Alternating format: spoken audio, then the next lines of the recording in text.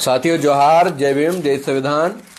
देखिए कांग्रेस और भाजपा किस तरीके से जानवरों जैसे झगड़ रहे हैं आज पूरे देश में, और अलग अलग जगह पर जो प्रदर्शन हुए, खासकर इंदौर में अभी मैं देख रहा था कि यहाँ पर दोनों ही दलों द्वारा पथराव किए गए, आमने सामने पत्थर फेंके गए, बाटलें फेंकी गई। इनको जनता के मुद्दों से कोई लेना देना नहीं है। इसीलिए हम लोग बार बार कहते हैं कि एक नागनाथ है तो एक सांपनाथ है। ये कांग्रेस और भाजपा मिलकर जनता के हित की बात कभी नहीं करते हैं।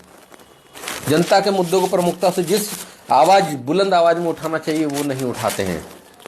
तो रात तो खुद ही आपस में लड़ लिए हैं, खुद ही आपस में भिड़ गए हैं, एक दूसरे के कार्यालय पे जा रहे हैं। क्या हो रहा है? इंदौर के भागीरथपुरा में जहां पर 35 लोग दूषित पानी पीने की वजह से मौत हो जाती है, उस पर बात नहीं होती है। एमवाई का चूहा कांड, जहां पर 2 नवजात बच्चों को चूहे कुतर जाते हैं, तब भी उन जिम्मेदार अधिकारियों को नहीं हटाया जाता है। और अभी और एमवाई की खामियां नजर आ रही है। अभी एमवाई में आप देखिए कि वहां पर जो मशीन खरीद पहले से रखी हुई है, उस मशीन का इस्तेमाल आज तक नहीं हुआ, फिर भी उसी का जैसा काम करने वाली दूसरी मशीन जो 2 करोड़ या 3 करोड़ रुपए में आती है, 8 करोड़ रुपए में खरीद ली गई है। लेकिन जिम्मेदार अधिकारी उसी कुर्सी पर बने हुए हैं, बैठे हुए हैं, उनको राजनीतिक संरक्षण प्राप्त है। अभी वहां पर बिल्लियां घूम रही है, और अभी अखबार में मैंने पढ़ा कि बिल्लियों ने तो बायोप्सी की जो सैंपल होते हैं वो सैंपल ही खा गए।